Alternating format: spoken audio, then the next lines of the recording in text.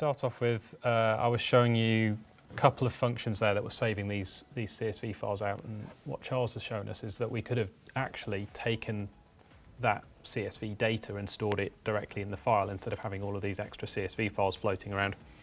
I just wanted to finish off with a final demonstration, and we've got another scenario. So we're going to go back to our simulation file that I had, and once again, thinking a bit like a designer might.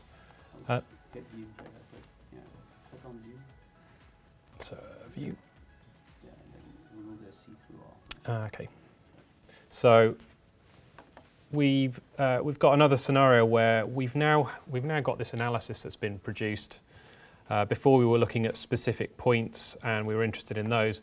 Now what I want to do is just sort of have a look at getting some of the simulation data back into the NX part so that I can actually see it physically on the part rather than just a JPEG of the results or a printout. I came from a background where they used CFD heavily, and I used to see people literally with printouts of CFD flows, and they were measuring with rulers to try and figure out where they wanted to put their geometry. So we quite quickly realized we needed some tools to get that simulation information back into the design tools again. So this is what we're going to try and do with the results that we have here. So what we're going to do is we're going to try and get the results from the, I've lost those again, let's just open them up again. So we're going to once again look at some displacement results, and we're going to try and find out where the worst displacements are, and we're going to put a filter on this. So we don't want all of the data points because, as Charles was saying, that could be a lot of information. So we're just interested in areas where we've got high displacements. So we're going to put a filter on here and say anything over this value, I want to see it back in the actual model, so as a designer I can start going and doing something about it. So the first part of this is we're going to take that information, and using the trick that Charles has shown us, we're going to store the filtered data actually in the part file so that the designer doesn't even have to come into the SimCenter environment. He can just open up his part file and all of that point data is already there. So I'm going to open up VS Code. We'll just have a very quick look at the code itself to do the first step. And this is going to be store results in part, which is here. Yeah.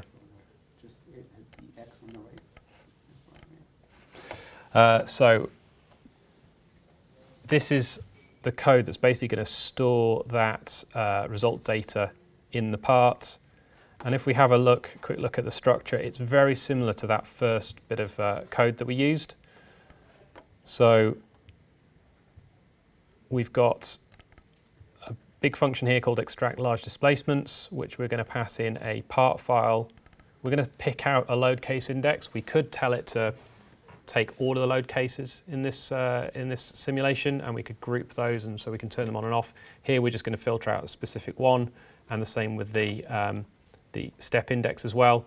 And we're also going to pass in our cutoff value. So we've decided that anything greater than 0.6 mil displacement magnitude, we want to see the results in the part file. And in this function, as I said, it's very similar to the first one that I showed you. It's going to loop through all the results, all the load cases, pick out a particular load case, the one that we've given it, which is the load case index at the beginning in the function, a certain step.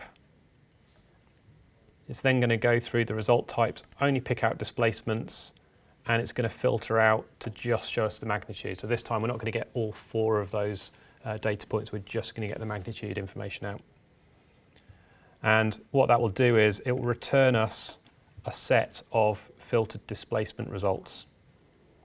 And if we go down here into the area that's actually sort of running the code, so as Charles mentioned earlier, we're going to grab our session, which is the interactive session that we're running in, the work parts. If we don't have a work part, we've got a warning there, so we've got a bit of error catchment. And then we're going to generate that filtered displacements list using our function. So we're picking out load case index 0, step 0, and our displacement is the 0.6 at the top. And what that'll do is, bear in mind we're starting off in the simulation part. What it's going to have to do is find the actual design part and then put the information in there. So that's the first thing it does here, is it picks out the part file. And here we've hard-coded the demo deforming part that we've got in the session. You can code this up to actually pick out the part file that's related to the simulation you're in. So you can do that step automatically, but just to make things a bit easier, we've hard-coded that in here. And then what it will do is it will use that embedded data to parts. So if we have a look right at the top here, it's using that embedded data utils to embed that data in the same way that Charles was just showing you earlier. So if I run this one, it's not going to do anything particularly exciting in NX. We're not going to see much happen. What I could do, I suppose, is let's go to our part file just quickly and have a look. So it's still the same as it was before. We've got a couple of points here already, but we don't have any groups or anything like that, so there's no data in here at all. So let's just flip back to simulation, and I'm going to run that code. And that was store results in part, which should be that one. And that's going to loop over all those results, pick out the right load case, and here it's just told us that it's found this many nodes with a displacement larger than 0.6, and it's saved it to the file, and it's just given us a bit of information. I think that was from the previous run, wasn't it? It doesn't clear the listing window out. So it stored that in the part file. So let's go and have a look. But at the moment, all this is a UDO. So to the user, I can't really tell that that's in there. So we're going to need something this side to drag that data from the file and display it. So we've got a second bit of code. If I just open up VS Code, and I'm going to remind myself what that was called, display results should be here. And this one is doing some sort of some fancier stuff. So it's not just going to bring those points in; it's actually going to color code them for us, so we know, what the displacement ranges are. So we've got a couple of functions here that are doing things like finding out what the color value range should be. So it's basically splitting up the max and min values and then dividing them by 5 and then working out what the range needs to be. So it's doing that on the fly, so it will update depending on what data it gets. And if we change that 0.6 value, we've got another function here that's going to actually physically create those points in NX.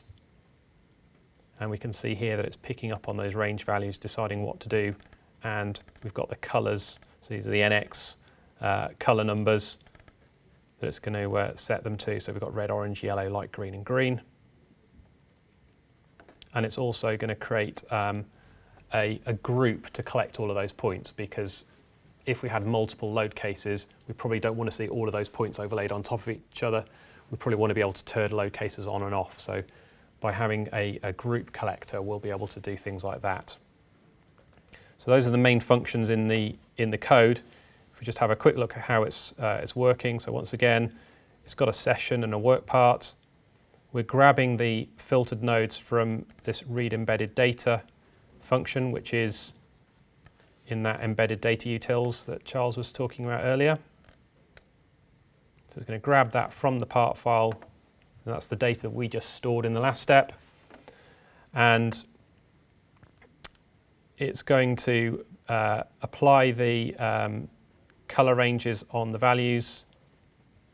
And then while the display is suppressed, and this is a fairly important step really, if we don't do this, what will happen is every time we write a point, NX will update the display, which is quite sort of, it's quite heavy on and time consuming every time we're writing one of these points.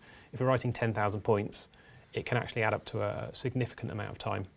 So what we've got here is a little function that basically says, while you're doing this code, don't do the update, and then when I finish, do a final update and show me what's happened. So we're inside our with section. It's going to loop over the node data of the filtered nodes that we collected from the file. And we're grabbing the value and the location. And then the value is going to decide what color to apply. And the location is just going to tell us where to create that point. So if I go back to NX, and I'm going to run that, and that should be display results from part.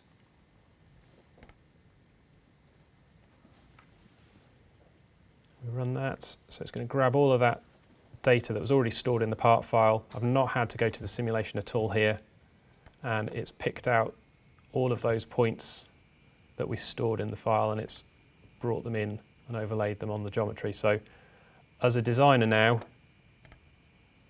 I can, is it a, First time to text load. so I'm just trying to toggle that on and off. There's quite a large number of points there, so 40,000 odd points. So that's why it's taking a while. But you can see here now we've got actual result data, but in the model file that I'm dealing with. So if I'm worried about certain areas having high displacements, I can see it exactly on the part instead of having to have a look at a rendering or have another screen with SimCenter on. So as you can see there, we can toggle them on and off. So displacements are a typical one where a designer is going to be interested in if something's deformed so much that it's clashing with something else, or we have the scenario like we were talking about earlier where we've got a bore that we're really interested in understanding has it deformed over a certain amount at that point. And as I was saying earlier, there were some CFD scenarios where we saw where people were actually physically trying to design around a specific flow structure, and they wanted to see that flow structure in the design part that they were dealing with instead of having to have a printout or something like that. So let's get back to here. So just to finish up, one thing that NX is exceptionally good at is going through these large data sets with simulation. This is typical that we're going to have hundreds of thousands, if not millions, of data points sometimes. To do that manually is impossible. You need a tool like NX Open to do that if it's not already in the core functionality. When you're dealing with things that large, there are some really nice tools if you're using Python like NumPy, which it just leverages the pure C++ or C code in the background, so it's extremely efficient. And then basically, with NX Open, you can enhance NX and SimCenter just to make it a lot more accessible for the designers to sort of consume this type of data. So in that last example, we, as a designer, would have just had to open our part file up, grab the results, and away we go. We don't even need to touch SimCenter at all. Are there any questions on any of that? One thing that's very useful, again, in Python, and again, these are not things that are strictly related to Python necessarily, but the concept of a context manager in Python is something that is used to provide a safe way to manage resources. And this is what happens effectively when you have that with statement in Python. It basically creates a context, and what happens then is it will automatically, at the end of that block, when it goes out of scope of that with statement, it will automatically clean up after itself. But the nice thing is, and again, because of duck typing and these kinds of things, you can create your own context as well. And this is how effectively this display suppressed class was working. Let me show that again. We had this thing here, which, if I remember correctly, is in context helpers. So that's the class here. By defining these special magic functions, __ enter, and same for exit, you can have Python automatically hide the display for the scope that you have, and then automatically at the end it will bring it back up by having the proper code in the exit function. So in this case, we call some older OpenC functions to basically set the display to unsuppress at exit, and then to just basically re-update the display at one final time at the end. But this is done, it's a very elegant way, in my opinion, of doing these things, and then it allows you to do something like that. And so whenever you have resources that you have to manage, like keep a file pointer or any like memory handlers or things like that, then that's a useful way of doing that in Python. Okay, end of the Python lesson for now. All right, so just in summary, so we've seen 3 different demos that we've done, and allows us to work with simulation data. The first one being that we exported some data to a third-party tool, and this was the goes back to the value that we were mentioning about integration with third-party and other independent processes. We saw that any type of data in the second demo can be embedded in a part file for persistent storage, and we suggested that could be very useful for cases like ours where we could store a filtered version of the simulation data, and then that can be presented to the designers in the modeling module directly for feedback, instead of having to go to the analysis, the pre-post or CAE module, and